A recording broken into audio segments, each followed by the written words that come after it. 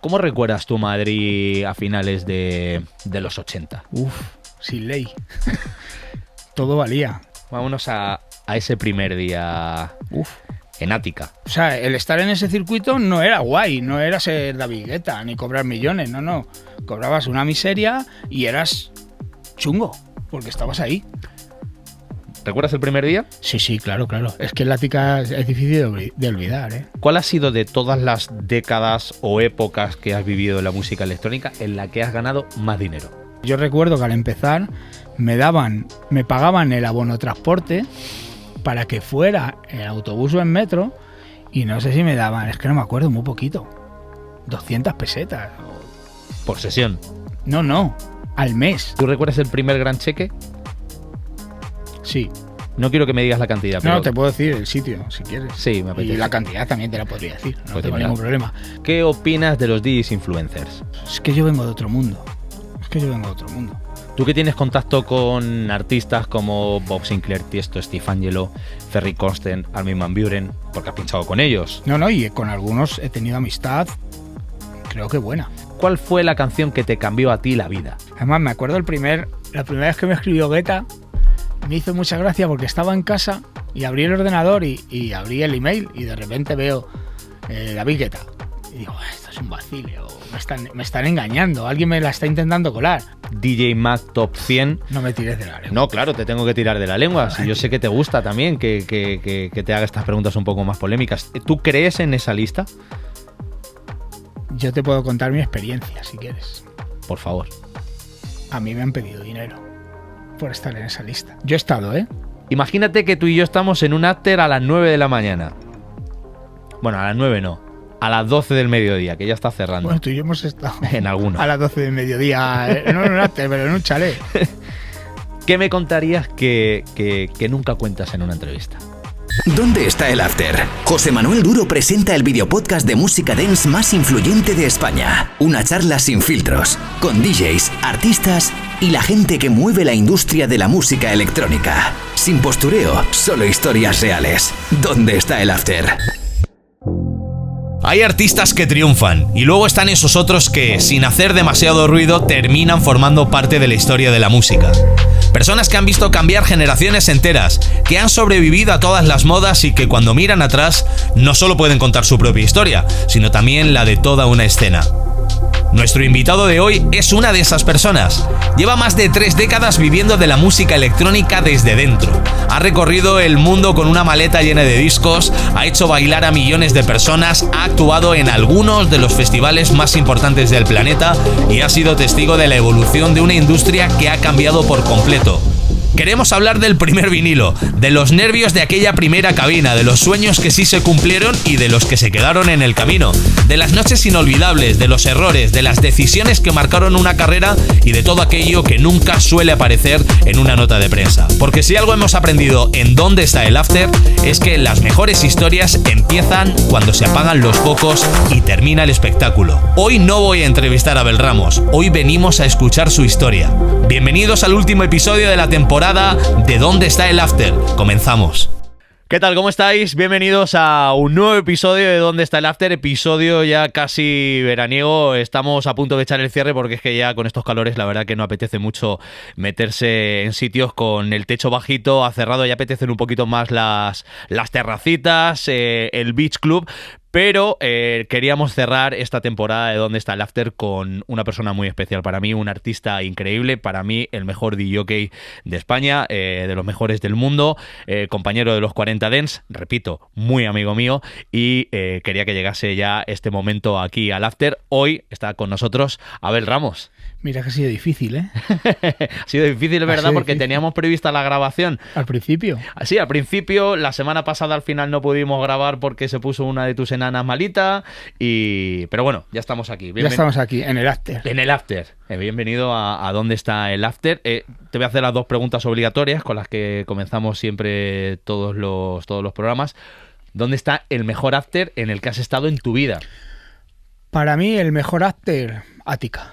Sin duda. O sea, quiero decir, lo que se vivía ahí la manera en que se vivió y sobre todo en la época en la que era, porque a lo mejor ahora vas a un after con megatecnología, pantallones, sonidaco, pero aquello era los 80, finales de los 80, que era un chalet, pusieron ahí un equipo, unos baffles y a reventar. O sea, yo tengo un recuerdo muy, muy bueno de Ática y sobre todo de su presión de volumen, que para esa época era increíble. Oye, ¿y qué dos cosas son imprescindibles cuando uno se va de after? ¿Qué dos cosas llevarías siempre sí o sí? ¿Qué necesito o qué llevaría yo? ¿Qué llevarías tú? Son cosas diferentes. No, ¿qué llevarías tú? ¿Qué llevaría yo? Unas gafas, por supuesto. Que sin gafas, dime tú, cuando salgas, mal asunto. Y alguna bebida energética para aguantar bien. Para disfrutar ahí bien del after, ¿no? Tú sabes que yo soy un forofo de las bebidas energéticas y seguro que me llevaría alguna en la nochera. Bueno, muchas veces llevo mis bebidas energéticas. Bueno, con las preguntas que habitualmente lanzamos aquí en ¿Dónde está el after? Quiero empezar este programa de una manera típica, porque te podría preguntar muchísimas cosas que estás haciendo, que llevas haciendo durante estos años, pero yo quiero centrar esta primera parte en el Abel Ramos, en la parte más personal. Yo quiero que la gente sepa quién era Abel Ramos antes de ser el Abel Ramos artista que todo el mundo conoce. Pero antes de empezar, o... Sí, antes de dedicarte a la música. Yo además siempre lo cuento, nunca tuve intención, ni soy de estos que dicen, no, porque yo de pequeño ponía la música en el colegio. Yo no tenía ninguna relación con la música, ni me gustaba, ni era lo que yo quería hacer. Yo, jugaba mucho al fútbol, estaba en un filial del Real Madrid, muchos años estuve. Y cuando tuve la desgracia de que falleció mi padre, yo estaba mirando para irme voluntario al Ejército del Aire para aprender a ser piloto. Eso era lo que yo quería hacer. Vamos, habíamos pedido los papeles y todo, y a la semana de pedir los papeles y de rellenarlo y todo lo que había que hacer porque necesitaba el permiso de mi padre, etcétera, falleció mi padre y bueno, la vida de repente pegó un giro, un cambio, pero yo nada que ver con la música, que no piense la gente que es que yo de pequeño en las obras de teatro del colegio ponía la música, que no, ni rebobinaba cintas. O sea, que tú lo que querías ser de mayor... Yo quería ser militar, me da igual piloto que lo que fuera. Pero a mi padre, pues por ilusión o por lo que fuera, se le ocurrió eso y estuvimos pidiendo los papeles. Luego, fíjate, cosas de la vida, no pude ser militar porque al ser el mayor me quedé libre la mili, que fue ya de las últimas que yo creo que se hicieron. Pero al quedarme como cabeza de familia, ya no hice la mili.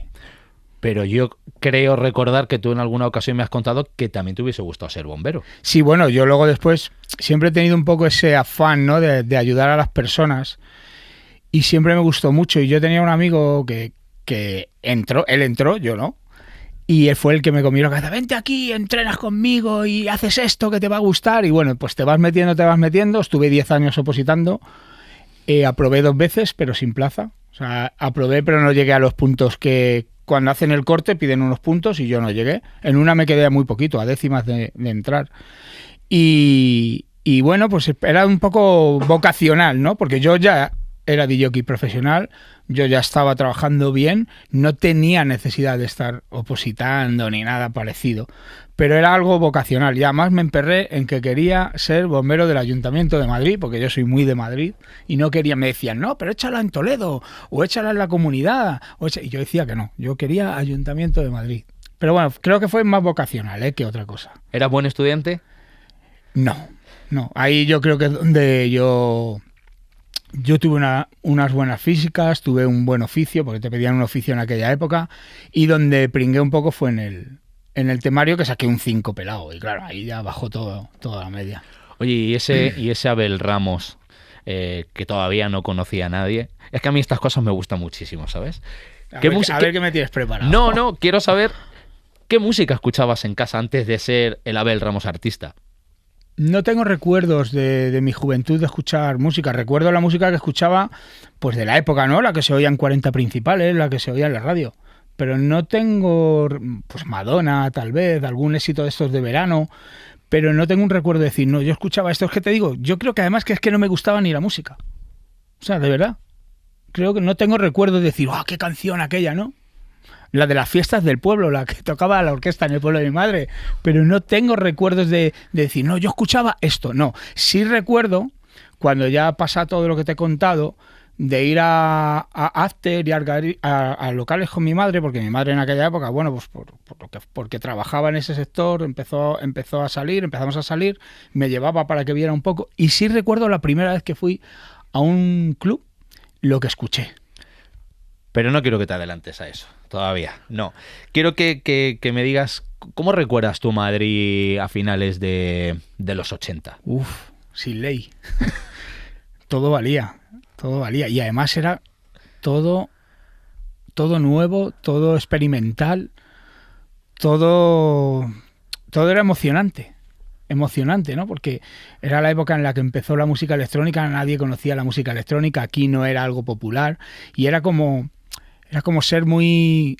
que la gente crea ahora que es underground. No. Underground eras en los finales de los 80 cuando te ibas al Ática o te ibas a la Ruta del Bacalao, ahí eras underground, porque eso era lo que nadie quería. O sea, yo recuerdo a mis tíos me decían, búscate un trabajo de verdad, ese trabajo que haces, ¿de dónde te va a llevar eso? Búscate un trabajo de verdad. Esa es la frase que se me quedó grabada, búscate un trabajo de verdad. Entonces, claro, estar ahí en la noche, la música, era todo como muy underground y como muy experimental, y yo lo recuerdo como muy emocionante. ¿Echas de menos algo de Isabel Ramos con 16 añitos? Pues sí, eso que te estoy contando, esa emoción, esa... no saber a dónde vas, no saber qué te espera, no saber... y sobre todo el formar parte de algo que tú no sabes que va a ser tan grande y que luego con el tiempo, fíjate a dónde hemos llegado todos, ¿no? Radios, locutores, DJs, productores, que antiguamente yo recuerdo haber ido a algún estudio con un ordenador pequeño que sonaba fatal aquello y en aquella época era como, wow, un ordenador. ¿Entiendes? O la PlayStation, que te regalaran la PlayStation era increíble. Ahora te compras una PlayStation cada 4 años, un modelo nuevo. No sé, ¿sabes? La emoción de no saber a dónde vas, ni dónde estás, ni qué va a suceder. ¿Cuál fue el primer garito, el primer club, discoteca donde tú pinchaste? El primer sitio de música electrónica en Central. ¿Cómo era Central? Muy chiquitito. Era muy chiquitito, bajabas así por unas escaleras. Recuerdo que la primera vez que entré a una entrevista, que yo les mandé una cinta, eso es una historia muy larga, pero bueno, recuerdo que tenían una pecera con un caimán, chiquitito, que luego se creció y lo tuvieron que dar, pero fue decir, ala, mira, y bajabas para abajo, era un sótano, nada, tendría un aforo de 200, 300 personas, pero ahí estábamos de residentes, o bueno, pinchábamos, yo, estaba Iker, estaba Mulero, cuando yo llegué Mulero se fue, y por ahí pasaron un montón de DJs de la época, porque Central era del mismo dueño, de uno de los socios de Ática, de José, era José y Alex Conde, y entonces tenía Central. Y pues normalmente cuando estabas en Central era como la cantera para ya luego ir al Ática. Nos vamos de viaje al Ática, ¿vale? Vámonos a ese primer día en Ática. ¿Recuerdas el primer día? Sí, claro. Es que el Ática es difícil de olvidar, ¿eh? ¿Qué pasó por tu cuerpo, qué pasó por tu cabeza cuando te dijeron, venga, que te toca? Nada, estaba flipando porque además... fue como una especie de prueba. En Ática era curioso, o yo lo recuerdo así, no estabas más de un año. Daba igual quién fueras. A no ser que los residentes más típicos de allí, Napo, Valen, Mitchell, Tono, el resto, Cristian, yo, Pepo, creo recordar que solo estábamos una temporada. Y a la temporada te cambiaban por otro DJ, el que fuera. Entonces, cuando te lo dicen era como muy, muy fuerte, porque además yo recuerdo que la primera vez no fui a pinchar. La primera vez que fui allí, fui como a ver cuál era el ambiente, cuál era la historia del sitio, y me cogió José y me dice, ¿tú te vienes a Valencia? Digo, claro. Además había comprado, tenía un Golf, un G60, que en la época eso era como wow, como si tuviera un Ferrari igual. Se lo acababa de comprar y me dice, ¿tú te vienes conmigo a Valencia en el coche? Digo, sí, ¿qué pasa? ¿Qué quieres hacer? Dice, nos vamos a ver a Chimo Bayo, que voy a hablar con él y le vamos a contratar. Y nos fuimos a Valencia con el coche, llegamos, que estaba Chimo de residente en el Templo, en Valencia, y fuimos a hablar con él, a contratarle, y le contrató. Oye, y el primer día que pinchaste en Ática, ¿tuviste algo de miedo escénico? Nunca he tenido miedo escénico.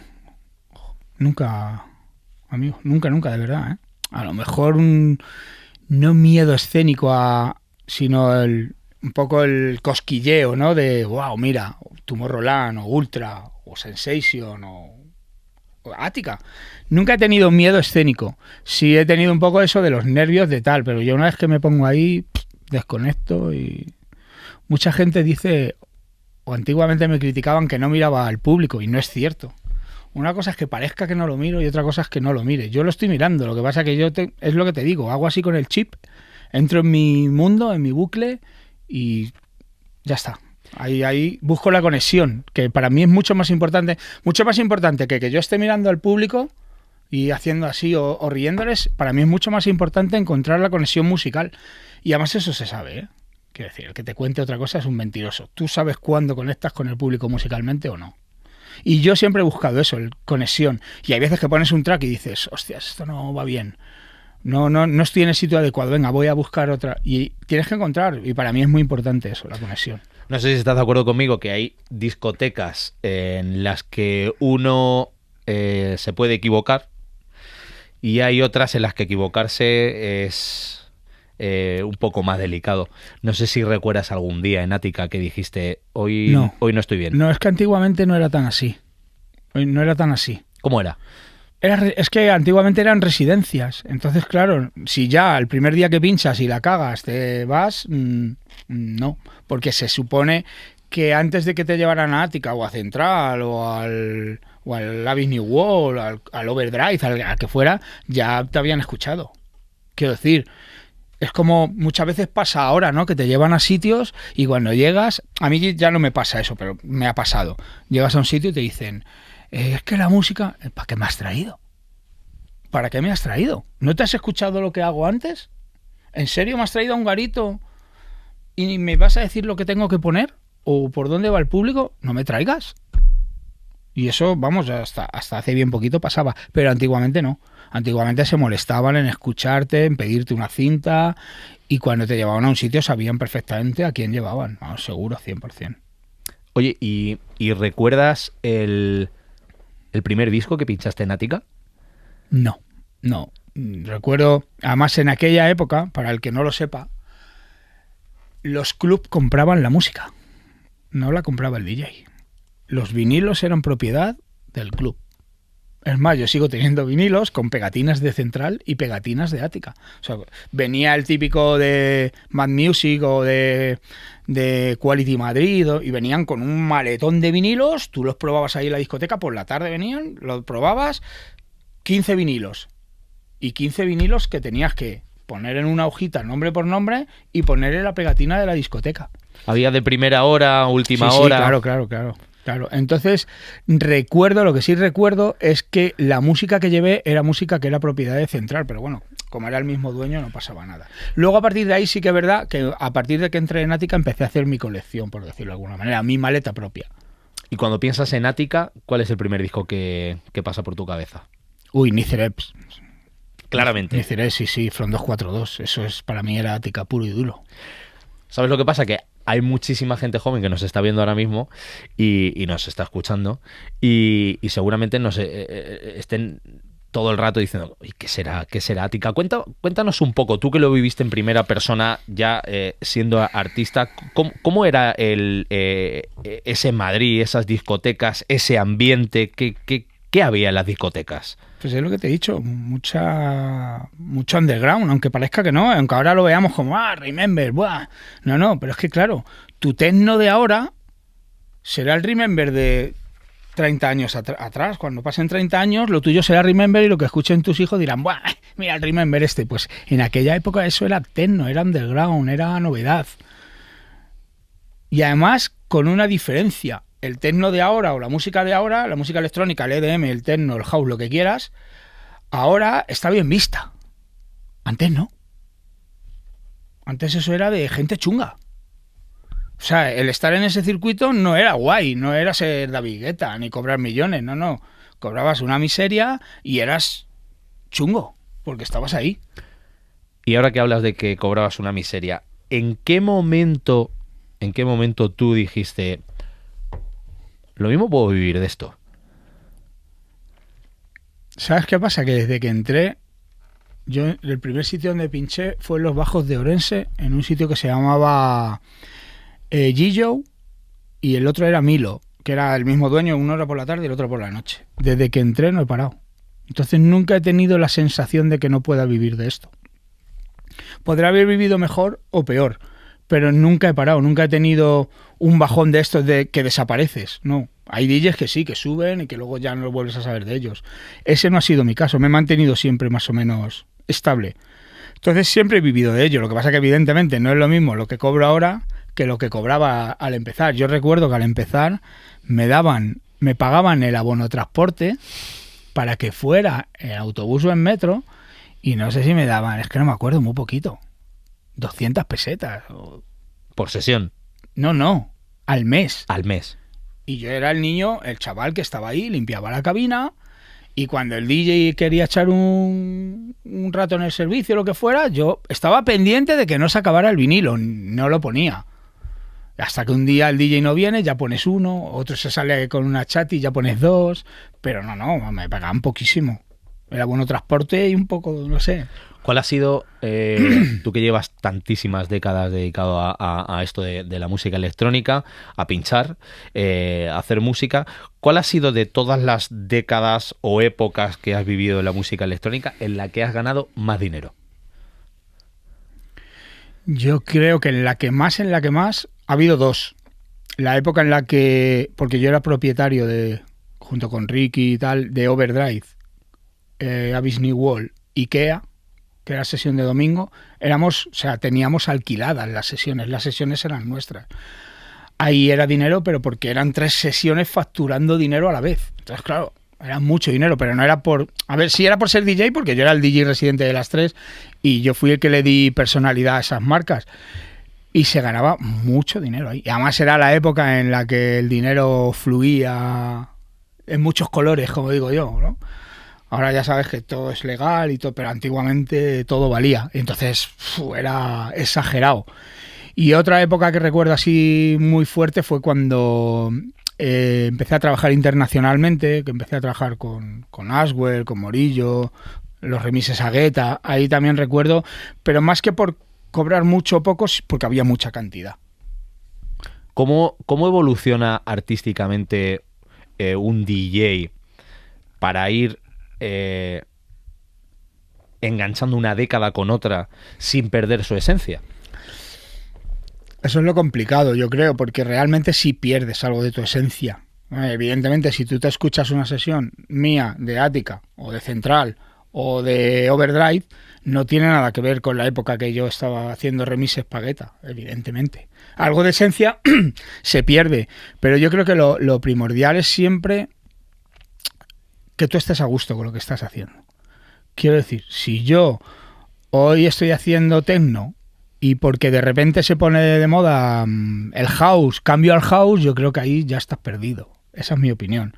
Y yo he vivido casos, yo sé casos de top mundiales, de hablar con ellos, yo he tenido amistad, tú lo sabes, he tenido amistad con alguno de ellos, y recuerdo uno que me dijo, tío, mi mayor error, haberme enganchado a la ola del EDM. Una persona que hacía house, y me lo confesó, me dijo, el mayor error que he cometido es engancharme a la ola del EDM por moda. Dice, porque luego cuando he querido recuperar lo que yo realmente soy, difícil. Por situarnos, finales de los 90, el boom de la música progresiva, que tú también la pinchaste, y tuviste residencias muy fuertes, sí, en Madrid, pero justo a la vez que estaba sucediendo eso en Madrid, tú empezaste a despegar internacionalmente y empezaste a visitar festivales como el Street Parade en Suiza y muchos otros. Y empezaste a tener contacto con DJs internacionales. Entonces, Abel Ramos se transformó, yo creo que fue ese punto de inflexión en tu carrera, se transformó en no solamente un DJ que llevaba muchísimos años pinchando en Madrid, se transformó en una figura internacional. Y desde ese momento empezaste a aparecer en carteles, mega festivales a nivel internacional. No había redes sociales por aquel entonces. No había. ¿Cómo fue eso? ¿Cómo fue el primer día que te dijeron, te vamos a pagar por lo mismo que haces en Madrid, pero en Suiza? Eso era pues emocionante también. Muy emocionante, porque de repente yo empecé a trabajar con Push Driver en Alemania. Y empecé a trabajar con el sello de él, fui allí a grabar varias veces a su estudio y pues de repente me empezaron a llevar que si al Street Parade de Suiza, que si a los Parade de Múnich, de Frankfurt, o sea, iba a sitios donde, claro, tú date cuenta que en esa época aquí no había nada de eso. Yo creo que no había ni festivales. Entonces de repente verte en un camión pinchando en Suiza es la hostia. Todo de donde vengo, quiero decir, de un chaval que por casualidad se pone a pinchar por necesidades económicas y de la familia, se pone a pinchar y empiezas a pinchar y te ves en un garito y de repente te ves en un camión o en un... Recuerdo el Goliath, que era en Suiza también o en Alemania, no me acuerdo. Y de repente verme ahí en un escenario para 20.000, 30.000 personas. Cuando aquí en España lo máximo a lo que podías acceder era ir a una fiesta de las grandes del Radical o de, ¿sabes? Era espectacular. ¿Cómo eran esos viajes? Pues esos viajes siempre iba acompañado por mi manager, que era Sergio, en esa época. Y bueno, eran de aprendizaje.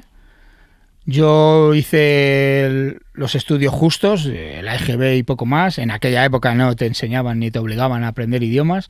Y claro, de repente un chaval con una maleta de vinilos, porque en aquella época todavía llevaba vinilos. Mi manager sí se defendía hablando inglés, pero yo poco. Pues te ves ahí, no te enteras de nada. Solo quieres que llegue la hora de pinchar y disfrutando, viendo. Yo siempre digo que yo no aprendí mucho en el colegio, pero aprendí en la vida. Porque he aprendido viajando, viendo países, empapándome de su cultura, comiendo su comida, viviendo como viven ellos. Y yo te digo, yo no soy un tío, ya te digo, hice la EGB básica y punto. Tú puedes hablar conmigo a día de hoy de cualquier país que yo te voy a poder hablar tranquilamente porque lo conozco, lo he vivido y sé lo que es. ¿Has pinchado en todos los continentes? Casi todos, sí. ¿Cuál es el que más te gusta? Yo tuve una época muy fuerte en Brasil, que me flipó Brasil. O sea, me parece espectacular su cultura, su gente, cómo viven la música electrónica. Es más, a día de hoy los grandes nombres, muchos de los grandes nombres son brasileños. O sea, yo viví eso muy bien. Otra zona que me gusta mucho para pinchar es Estados Unidos, sobre todo Miami. Me parece espectacular. Si pinchas house y te gustan las pool parties, ese es el sitio. O sea, no hay otro sitio. Nueva York, también tengo un buen recuerdo de Nueva York. Y luego en la zona asiática me gustó mucho Bali. Tiene algo especial ese sitio. Oye, con tus viajes, con tus primeros festivales, luego claro, llegas a España, mantienes alguna residencia, supongo que te empezaron a llamar de todos los sitios habidos y por haber aquí en España y empiezas a ganar premios en reconocimiento a tu carrera, los DJ Max, que ganaste muchísimos, ¿no? Yo tengo 5 mejor DJ nacional, 4 o 5 de mejores producciones y luego de estilos tengo un montón también. Mejor DJ Progressive House, mejor DJ Trance, mejor DJ tal. O sea, tengo como 20 o 30 premios en casa. Lo que pasa es que yo no soy de esos que... No me los pongo detrás en los directos. ¿Y esos premios hacen que artísticamente se te pueda pagar, se te pague más? Hombre, yo creo que sí que ayuda. En la época no cambió mucho, la verdad. Lo que cambió es que entró más volumen de trabajo. ¿Tú recuerdas el primer gran cheque? Sí. No quiero que me digas la cantidad, pero... No, te puedo decir el sitio, si quieres. Sí, me apetece. Y la cantidad también te la podría decir, no Pues tengo mira. ningún problema. Fue en Sonic, que me pusieron un sueldo mensual de 1 millón y pico de pesetas. ¿Y con el primero te compraste algo o no? No. ¿Una moto? No, en Sonic no. En Sonic ya tenía más o menos lo que necesitaba de Bueno. la vida. Pero eso duró poquito, duró un año. Además se iba variando según objetivos. Era como si llenamos tanto. Era como un escalado, por decirlo de alguna manera. Que yo sigo trabajando en muchos sitios así, aquí en Madrid. Sigo trabajando por objetivos en vez de por caché fijo. Me gusta más. Eso es que confías mucho, ¿eh? Mucho. En ti. Ahora mismo sí. Ahora mismo lo tengo muy claro. Hablamos, si quieres, ahora un poquito más tarde del boom que ha habido con la música Remember. Abel Ramos presenta de lunes a viernes en los 40 Dance su programa de radio, la marca de música Remember de los 40 Dance, que es los 40 Dance Reserva, que se ha convertido en un clásico de la radio, en el programa de música Remember más importante de España, líder en descarga digital en esta casa, en los 40, y una franja muy escuchada que mucha gente escucha con mucho cariño, y se ha convertido ya en un clásico poner la radio por la tarde y hacer esas conexiones, y sobre todo esa manera de enfocar el programa de los 40 Dance Reserva, que a la vez has acompañado con una serie de vídeos en TikTok que también tienen mucho que ver con el programa, que también tienen que ver mucho contigo. ¿Cómo enfocas cada programa de los 40 Dance Reserva? ¿Sabes qué pasa? Que eso es como un poco como todo en mi vida. Ha sido todo un poco sin quererlo. Y tú sí que conoces bien esta historia, porque eres el creador de esta historia. Fue todo un poco como sin querer. Tú me propones hacer... que bueno, que va a haber un cambio, que queréis hacer un cambio, me propones hacer un programa diario, es diario, sí. Diario, hasta los domingos. Y yo en un inicio, no es que te dijera que no, pero te dije, oye, no me veo capacitado para hacer esto, porque yo no soy un buen locutor.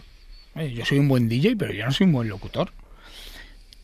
Y tú me decías, no, quítate el miedo, tal. Y me acuerdo que te pedí un tiempo, te dije, bueno, me voy de viaje, déjame que me lo piense, y a través de hablar con mi mujer, contigo, y con otro amigo que tengo, me convenciste de que lo hiciera.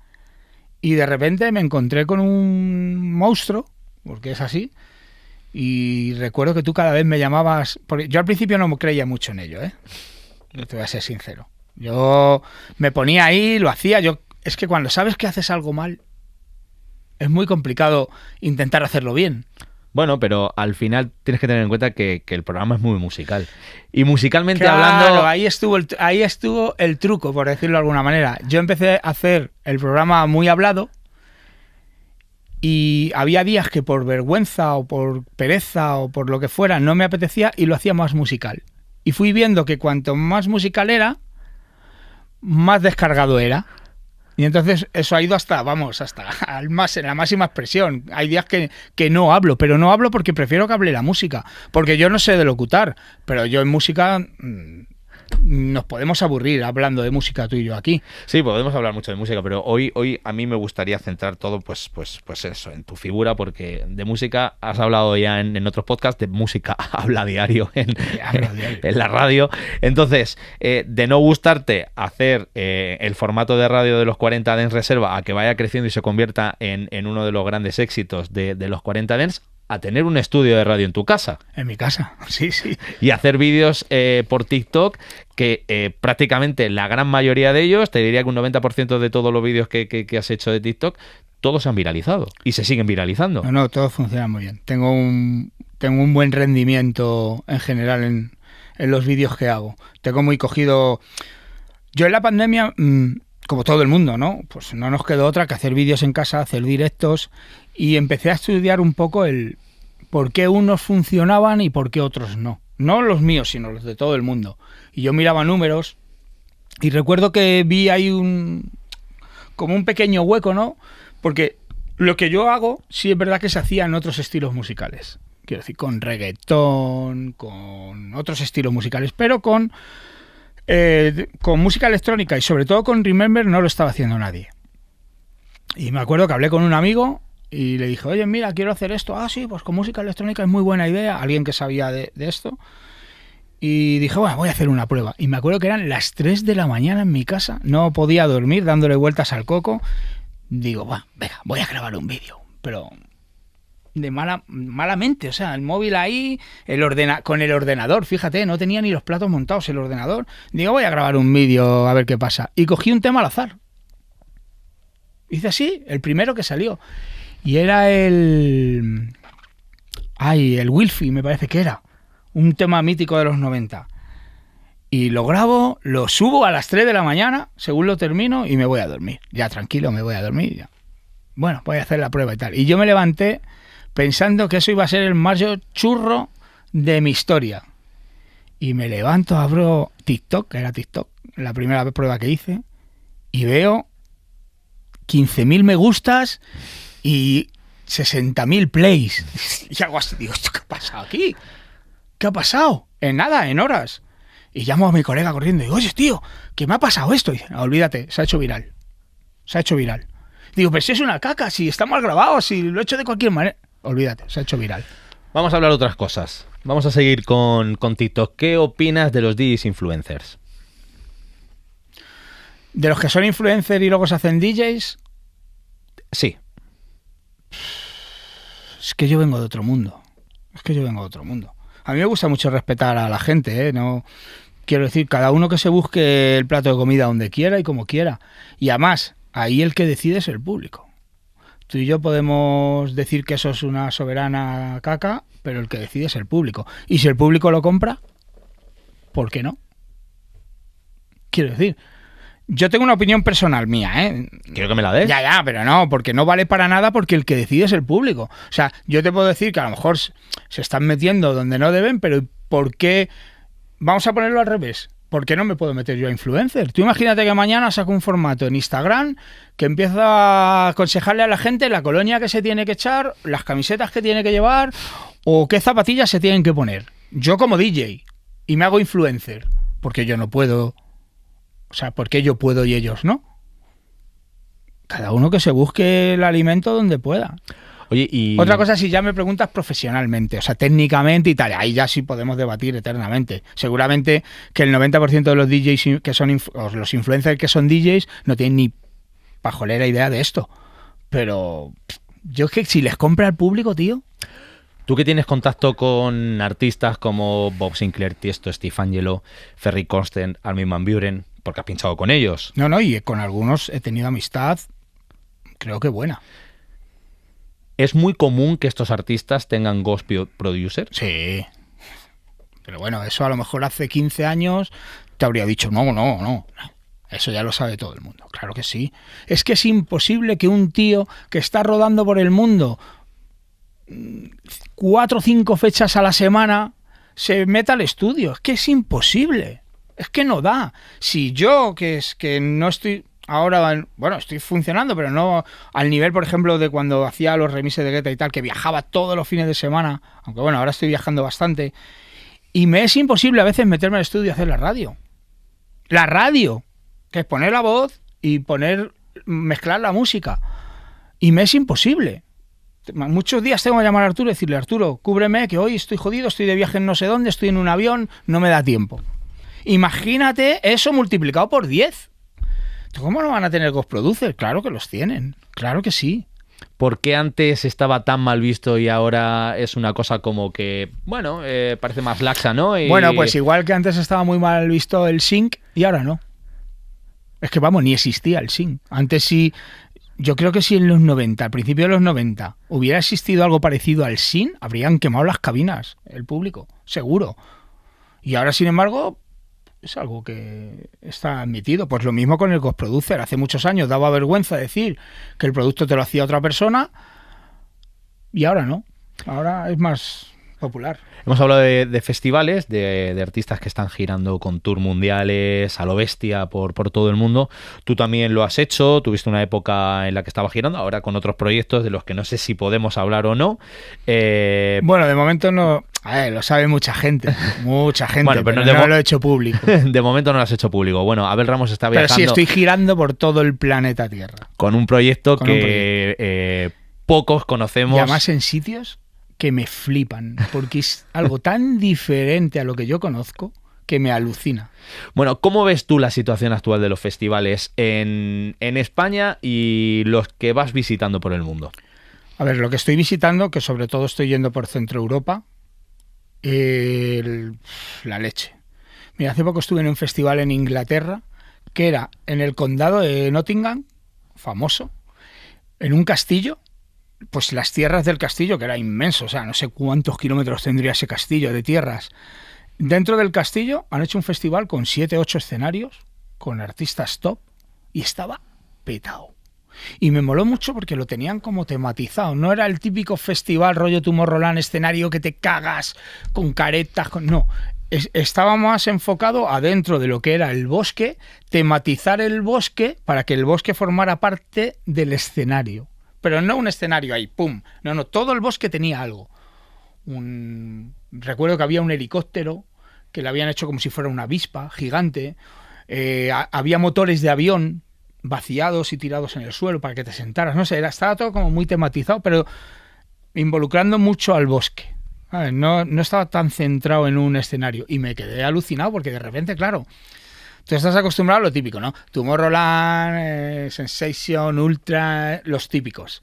Pero claro, de repente te llevan ahí a mitad de un bosque en Inglaterra y encuentras un monstruo así y dices, hostias, que es que hay gente que le está dando al coco con esto, ¿eh? O sea, que tú crees realmente que hay algunos festivales como Tomorrowland Ultra que, bueno, hacen un buen trabajo, lógicamente, pero que un poco están viviendo de su historia ya, y hay otros festivales que no son tan conocidos, pero que están haciendo experiencias impresionantes, ¿no? Que lo hacen muy bien, que lo hacen muy bien. A ver, hombre, es que para mí Tomorrowland es el papá de todo esto. Quiero decir, yo he pinchado 3 veces en Tomorrowland y nunca deja de sorprenderme. Sí es verdad que la última vez que fui, pues al final lo conoces todo. Sabes que aquí está la caverna, que aquí está el escenario techno, que aquí...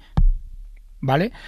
Pero quitando Tomorrowland y tal, hay sitios que lo están haciendo muy bien. Pero muy bien, de verdad. ¿Es más fácil triunfar ahora que antes?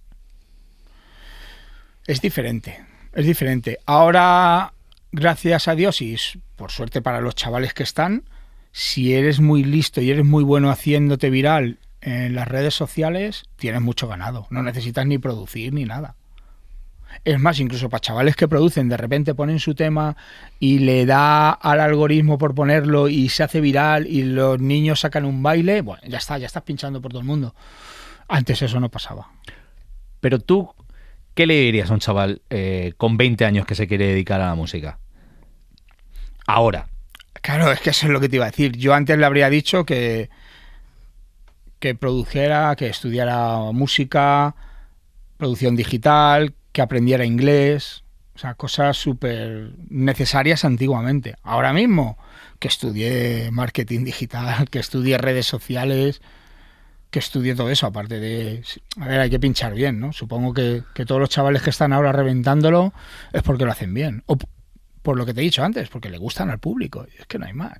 Yo puedo tener un pensamiento de un DJ y dejo, qué malo es este tío, qué música, o mírale cómo salta en la cabina, no hace nada más que bailar. Pero si el público le compra, yo no puedo hacer. Es que ni yo, ni tú, ni nadie puede hacer nada en contra de eso. Hemos hecho un vistazo fuera y hemos estado hablando de los festivales que visitas y, bueno, cómo ves un poco todo el ecosistema y el engranaje de los festivales a nivel internacional. Pero me apetece mucho que nos cuentes... ¿qué te parece a ti la escena de la música electrónica que tenemos en España a fecha de 2026? Complicada esa pregunta. Yo qué sé, yo creo que está bien, ¿no? Está bien, hay mucho festival, hay mucho DJ emergente, hay mucho festival. Yo creo que hay una cosa que no me gusta, que creo que está sobresaturado. En todos los estilos, ¿eh? Reggaetón, pop, todos los estilos están como demasiado festival, demasiada oferta, demasiado de todo. Y eso al final trae conflicto. Y yo creo que eso tarde o temprano va a explotar. ¿Pero tú crees que tenemos una escena sostenible donde...? No, sostenible no es. En el momento que te estoy diciendo que está masificado, no es sostenible. No. Para nada. O sea, ya podrá salir bien o podrá salir mal, pero sostenible no es. No es porque al final, mira, yo hago como promotor también y te digo, los costes de alquilar un sitio es una brutalidad hoy en día. O sea, yo sé los costes del IFEMA, es una locura. O sea, como promotor, inviable. Inviable porque, además porque es muy curioso, el mundo promotor, el mundo festival, el mundo club, la diferencia entre ganar o perder es un poquito de público. Quiero decir, yo tengo mi línea de recuperación en 3.000 tickets. ¿Vale? Pues yo le gano dinero a partir del 3.001, pero esos 3.000, olvídate. Claro, si tú tienes un sitio de 4.000, imagínate, y ese día, pues porque ha llovido, porque se han levantado con resaca de otro día, por lo que sea, en vez de 4.000, te vienen 3.100, ya estás jodido. Porque le vas a ganar, pero le vas a ganar lo justo para volver a hacerlo. Yo creo que muchísima gente estará sorprendida porque seguro que no sabían de tu faceta como promotor. Sí, yo ahora estoy haciendo mucho promotor aquí. ¿Es ahora inevitable, antes de montar una fiesta, hacer bien los números, saber muy bien, elegir las fechas? ¿Es importante? Sí, mucho. Tú tienes que tener siempre, saber dónde está tu punto de retorno, se dice. ¿Dónde vas a recuperar lo que has invertido? Y entonces a partir de ahí estás tranquilo. Ya si ganas 1, ganas 2, ganas 3, pues bueno, ya será una cuestión de suerte, de que el público te compre. Pero ahora mismo el punto de recuperar es importantísimo, porque es lo que te va a dar volver a hacerlo.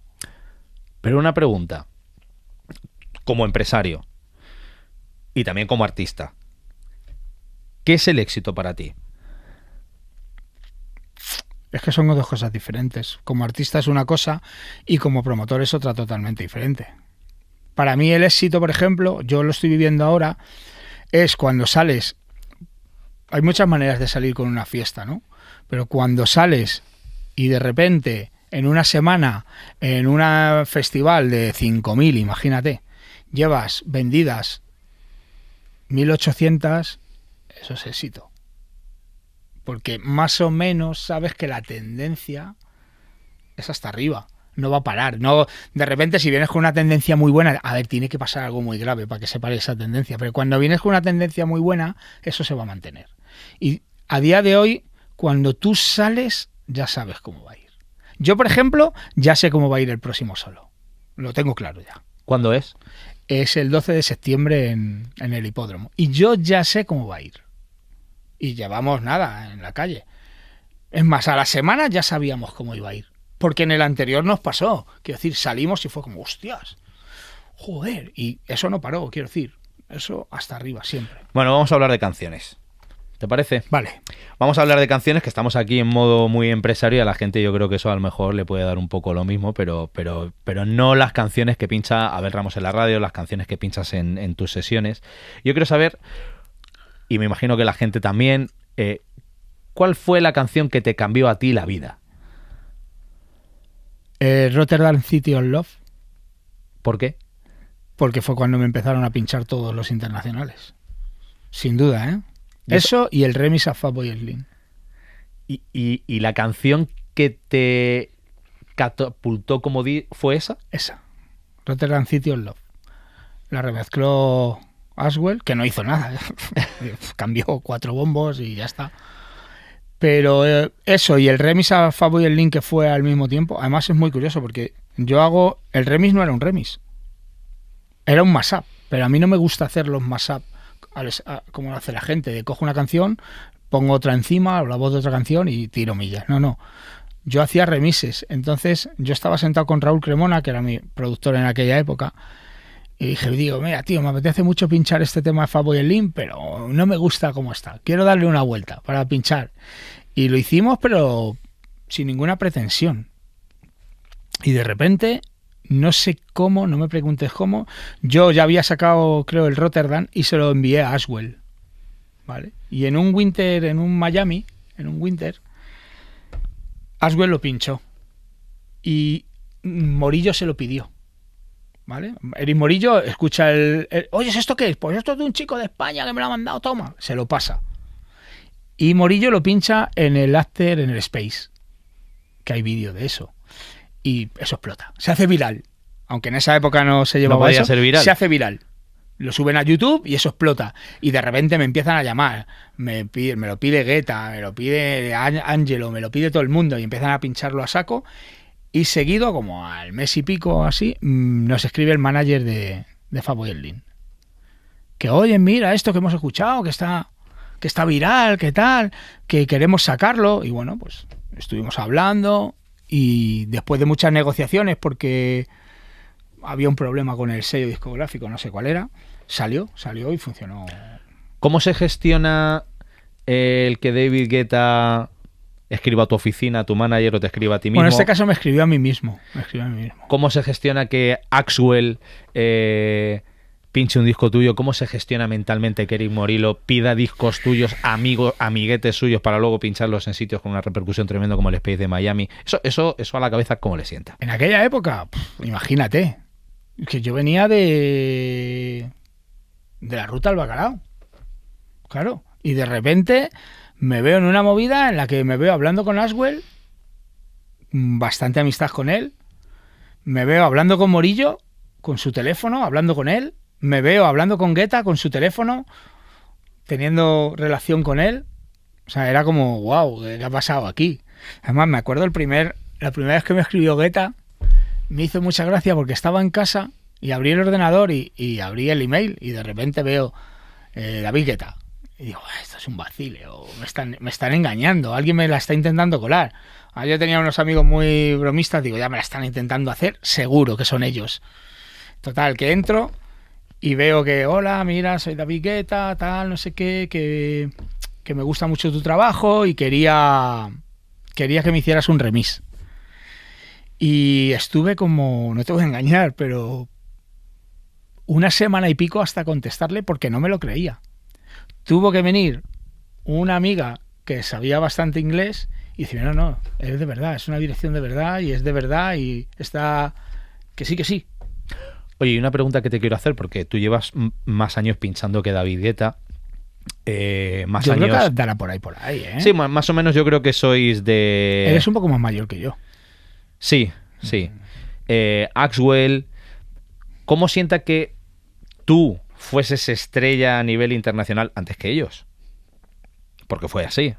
No, a la par que ellos. Sobre todo cuando me hablas de Axwell y toda esta gente es a la par, porque date cuenta que cuando yo empiezo a rodar por todo el mundo es esa época, cuando ellos nacen, ¿no? Cuando nace la Swedish, cuando nace... Yo, el primer disco que me enamoró de verdad de decir, wow, cómo mola esta música, fue el iPhone You de Axwell, la versión original. ¿Y por qué tú, que fuiste DJ en esa misma época, estabais todos arrancando, estabais haciendo todo lo mismo, no has tenido esa misma progresión que han tenido estos artistas? Bueno, yo he tenido un par de cosas que han ido en mi contra, ¿vale? Entre ellas, el no tener un inglés fluido en esa época. Pues claro, yo podía ir a los sitios, pero yo no me podía comunicar con ellos. Y no es lo mismo que te comuniques tú y hagas colegueo a que se comunique tu manager por ti. Entonces yo tenía mucho colegueo en el móvil, en el email, porque utilizaba el traductor, pero claro, cuando llegaba la hora de la verdad y me los veía en un festival o me encontraba con ellos, mi comunicación era como un indio. Entonces eso fue un gran problema. Y luego yo tuve un momento en mi carrera que sí sucedió eso, lo que pasa es que la gente no lo sabe. Y yo fui tan...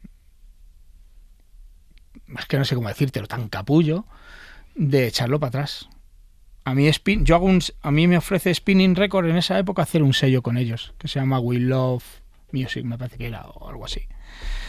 Me propone hacer un sello con ellos y me llaman a ir a Ámsterdam, a las oficinas de Spinning. Yo voy a Spinning y lo que Spinning me propone es un 360. Hacemos el sello y nos quedamos con todos tus bolos, con toda tu imagen y con todas tus canciones. Un 360 de todo. Y a cambio nosotros te ponemos aquí, que es lo que han hecho con todos sus artistas. Es más, el día que yo iba a firmar o a que me explicaran qué era eso, estaba Don Diablo allí, que todavía no había firmado con ellos. ¿Y tú dijiste que no? Yo dije que no. ¿Por qué? Miedo, tontería... soberbia, no sé, llámale como quieras, pero a mí me daba mucha rabia. En aquella época, cuidado, spinning no era lo que es ahora, ni lo parecía. Pero me daba mucho coraje el decir, joder, van a venir estos tíos que son de aquí de Holanda, me van a pillar el 50% de todos mis bolos en España sin haber hecho nada. Y yo, no. Y entonces les firmé solo el sello. ¿Y te arrepientes de no haber hecho si ese me arrepiento. contrato? Madre mía, tío, qué pregunta. Sí, por supuesto. Esa ha sido una de las mayores cagadas de mi vida. Y eso sí que fui yo, ¿eh? Ahí no hay ni manager ni mono. Eso fui yo. Yo veía que esos tíos se iban a llevar un dineral por no hacer nada. Yo pensaba que no iban a hacer nada. Luego se ha demostrado que yo estaba equivocado, porque ellos ponen a todos sus artistas arriba. A todos. Tú sabes que Spinning tiene tiene slot o horarios guardados en todos los mayores festivales del mundo para sus artistas. Y a mí lo que me ofrecieron era eso, un 360. Ellos me daban X actuaciones al año, sin número, pero te daban actuaciones, y yo les tenía que dar a cambio el 50% de todo lo mío, imagen, bolos, todo. Y claro, ¿Es así como funciona ahora la industria? ahora mismo no lo sé. Yo supongo que sí, claro. Sí, seguirá así seguro, no tengo ni dudas. Es más, yo tuve otro acercamiento a esa industria que fue con Neve. Bueno, yo hice la formación con Neve, se nos propuso entrar no quiero cagarla, protocolo, en un sello de los gordos. Lo que pasa que lo echaron para atrás porque no veían rendimiento entre nosotros y el tiempo que tenía que transcurrir para recuperar la inversión. Así fue. Quiero decir, lo veían como que iban a necesitar, imagínate, 6 años de inversión para ponernos top 100, no sé qué, no sé cuántos, y no le veían recorrido. Oye, ahora que hablas del DJ Mag Top 100... No me tires de la lengua. No, claro, te tengo que tirar de la lengua. Si yo sé que te gusta también que te haga estas preguntas un poco más polémicas. ¿Tú crees en esa lista? Yo te puedo contar mi experiencia, si quieres. Por favor. A mí me han pedido dinero por estar en esa lista. Yo he estado, Yo he estado en esa época que te digo de los remises a Guetta. Yo llegué a estar el top 135 30, no me acuerdo. Y a partir de ahí llegó un email de ¿quieres subir al 100? Sí. Y eso me ha pasado luego también con Neve, que Neve lo sabe. Vamos a volver a las canciones, que es más bonito que lo que me estás contando. Oye, ¿cuál es bueno, esto cada uno, oye. ¿Cuál es la canción de tu maleta de Remember o de reservas, como decimos aquí en los 40, que siempre funciona? ¿En el reserva? Sí. Muchas, tío. Muchas. Yo es que además en el programa, a diferencia de mis sesiones, el repertorio es amplísimo. Pongo de todo, pongo máquina, pongo techno, pongo cantados, que yo he cantado, fíjate tú, los que he puesto yo en mi vida. Pongo cantados, pongo de todo. Pongo de todo. Y además, aunque sí es cierto que hay una tendencia que el 90 como que ya no está tan de moda, a mí me sigue funcionando. En el programa de radio hablamos, Oye, ¿y hay alguna canción de los 90 o principios de los 2000 que tú digas, qué pena de canción con lo buena que era y lo infravalorada que está? Hay muchas, tanto en los 90 como en el 2000. Venga, muchas. pero dime una. Es que ahora mismo no te sabría decir. Por ejemplo, en el 2000, pues los últimos temas hubo un tema de Mauro Picotto que sí fue espectacular, que me parece que fue el Iguana, pero el resto venían arrastrados por ese tema, pero no fueron... y son temazos. Es más, el tecno que hizo Mauro Picotto, porque Mauro Picotto en realidad le encanta el tecno y es lo que pincha, Mauro Picotto tiene unos temazos del 2000 de tecno que se te va... O sea, quiero decir, son verdaderas obras de arte. Pero a mí hay un disco, ahora que hablamos de eso, que es de Mario Piu, el Believe in Me. A mí me parece... ese es un disco que se tendría que enseñar a todos los que quieran aprender a producir. Oye, imagínate que dentro de 50 años se abre el Museo de Abel Ramos. Que tú sigues ahí en marcha. Joder, no me jodas, 50 años más, tío, no. Bueno. Fíjate. ¿Qué te gustaría ver ahí en las vitrinas o qué 5 cosas donarías a ese museo tuyas, relacionadas con la música, claro? Qué complicado, ¿eh? Esto que me estás diciendo. Donaría... Es que es muy difícil lo que te voy a decir, porque sería muy difícil hacerlo, pero donaría recuerdos. Recuerdos que tengo de toda mi carrera. Pues eso, el recuerdo de pinchar la primera vez en Ática, el recuerdo de pinchar la primera vez en Tomorrowland. Recuerdos o sensaciones, pero claro, eso es muy difícil de poner en una vitrina. Porque la sensación que tienes cuando pinchas la primera vez en Tomorrowland o cuando pinchas la primera vez en Ática, tú todo esto te lo tienes que llevar, porque para mí fue igual pinchar la primera vez en Tomorrowland que pinchar la primera vez en Ática o en Overdrive. ¿Entiendes? Que solo lo tienes que trasladar a su época. Que claro, pinchar a principios de los 90 en el Ática con 16 años que yo tenía, 17, eso vamos, ya te puedo decir yo que ni Tomorrowland ni hostias. Oye, pero ¿no dejarías ahí en el museo una foto que tienes por ahí en casa guardada y que cada vez que la ves dices... Joder, pero de esas tengo muchas, hasta contigo. Hasta contigo tengo fotos. Tengo muy buenas fotos guardadas. Pero son recuerdos. Sí, pero dime una que te emocione. Una foto que tengas guardada que de verdad que te emocione, que digas, joder, esta foto no la puedo perder aunque haga 15 mudanzas más. Una que tengo en Central, cuando empecé. Ahí acababa de empezar, en la música electrónica. Y tengo una foto con una cara de pavo impresionante, así, con una camiseta, me parece que de los Front 242.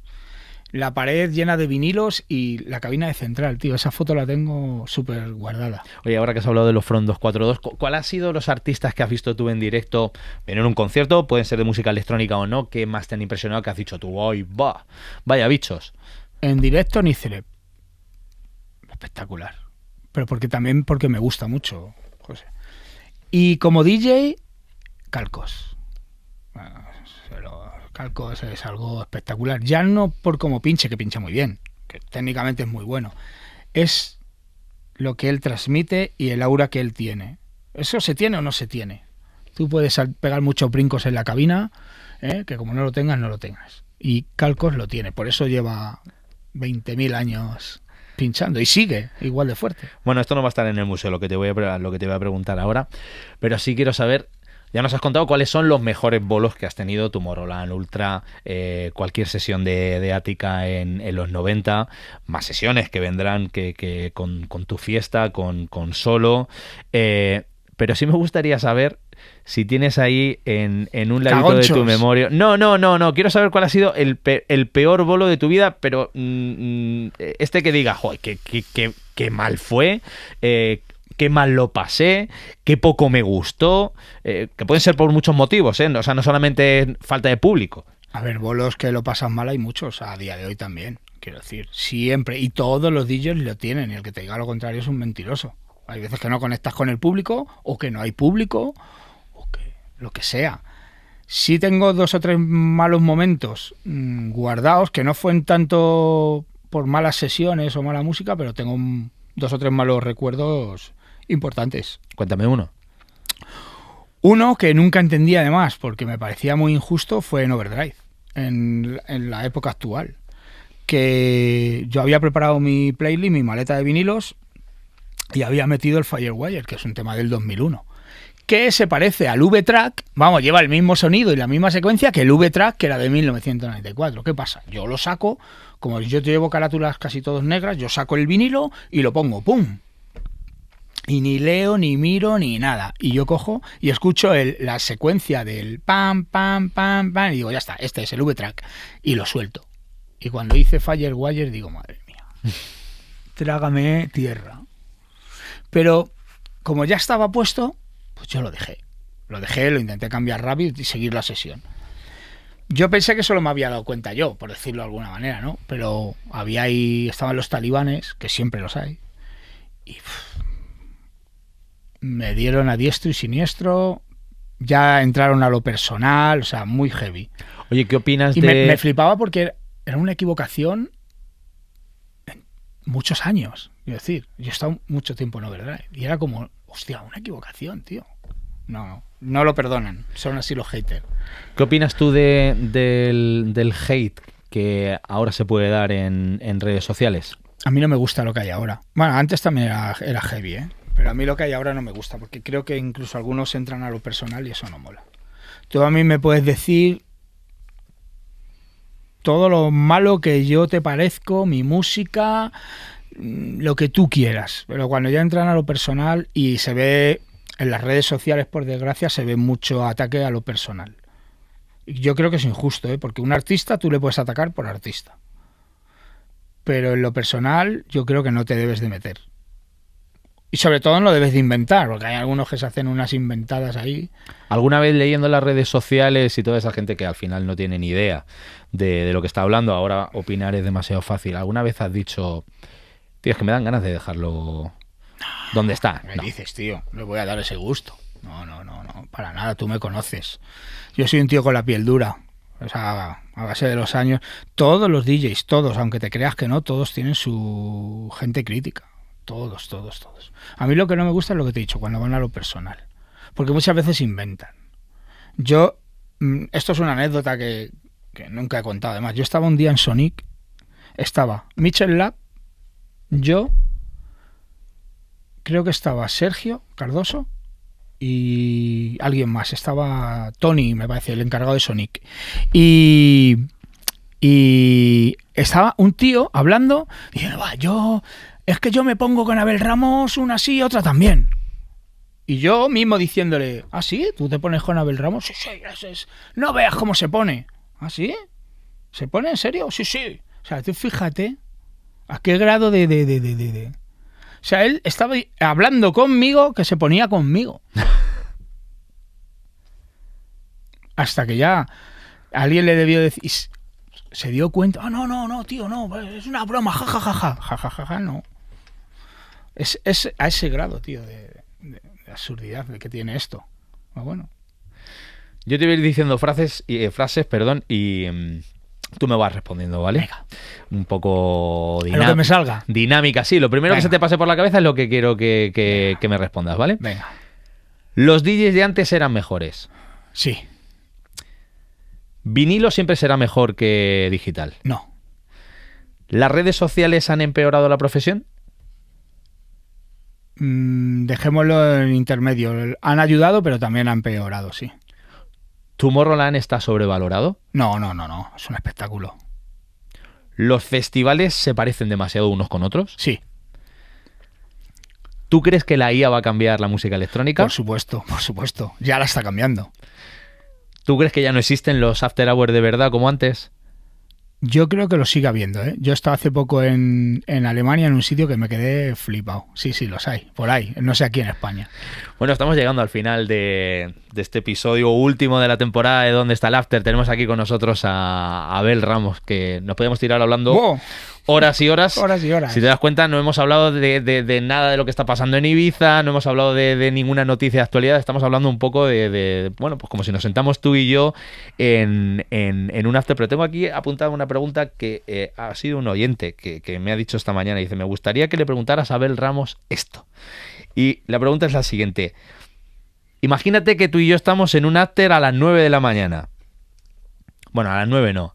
A las 12 del mediodía, que ya está cerrando. Bueno, tú y yo hemos estado En alguno. a las 12 del mediodía, no en un after, pero en un chalet.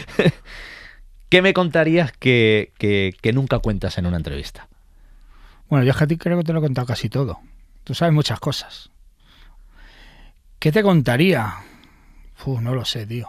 A lo mejor me pondría sentimental y me pondría a hablarte de mi familia, de mis hijas, de mi mujer, pero no sé. No, en un after es que, ¿sabes qué pasa? Que yo normalmente, tú lo sabes, yo termino y me voy. No me gusta quedarme en los sitios. Es raro verme a mí de fiesta por ahí. Si me fuera un after contigo, nos estaríamos echando unas risas seguro. Y si viene tu primo ya no te quiero ni contar. Desde aquí un saludo para Antonio, muy fuerte. Oye, dentro de 20 años, imagínate, pones en Google Abel Ramos. ¿Qué te gustaría que apareciese como primera frase? No lo sé, tío. ¿Qué te gustaría que pusiera ahí en la Wikipedia? Un apasionado de su trabajo y de la música y de su vida y de todo, no sé. Porque, a ver, como profesional te puede gustar o no, pero yo creo que tengo pocos peros. Pero no sé, la pasión con la que he vivido todo esto. Sí, eso me molaría, que se recordara lo apasionado que he sido para la música, para mi público, pues me gusta mi público, y para mis amigos. Yo soy muy amigo de mis amigos, tú lo sabes. Yo lo sé, eso es así. Yo con mis amigos al fin del mundo. Oye, ¿a qué artista le recomendarías venir a dónde está el after? A todos, porque es una experiencia. Al final, sentarse aquí, que no olviden que estamos en 40, que esto es una institución. Esto es el Tomorrowland de las radios. Que vengan, porque sobre todo tú eres un tío alucinante y vas a saber exprimir el jugo de cada artista. Pero yo estoy seguro que ya te están llamando, porque lo que se ve mola. Muchísimas te lo digo gracias. Desde fuera, y tú lo sabes que ya te lo he dicho. Pues sí, es cierto que hay muchísima gente que nos está llamando, que quiere venir al programa porque le gusta el formato y bueno, espero que el presentador también. Abel Ramos, es un placer. De esto tendremos que hacer alguna parte segunda y probablemente tercera. Me gustaría que vinieses a hablar de una fiesta que tenéis en diciembre con Cristian Varela. Me gustaría que os sentarais aquí los dos. Hablaremos de la fiesta y de muchas otras primera cosas. Vez que nos juntan. Me encantaría que fuese aquí en Dónde está el After, y como no me has dicho qué artista te gustaría que viniese al After, venga, dime uno, hombre. Varela. Bueno, pues ya está. Mola Varela. Cristian, ¿cuándo le decimos que venga a Cristian? ¿En octubre, noviembre? Pues habrá que mirar su agenda, pero yo creo que sería muy interesante escucharle aquí. Cristian, estamos encantadísimos de hacer esta petición formal para que te vengas con nosotros a los 40 Dónde está el After. Abel Ramos, muchísimas gracias por venir a Dónde está el After, último episodio de la temporada, nos vemos después de las vacaciones de verano, mil gracias por venir. Creía que me ibas a decir, esta es tu casa, pero es que esta es mi casa. Esta es tu casa, los por eso 40 no me son lo tu puedes casa. decir. Abel Ramos, mil gracias. Venga, gracias, tío.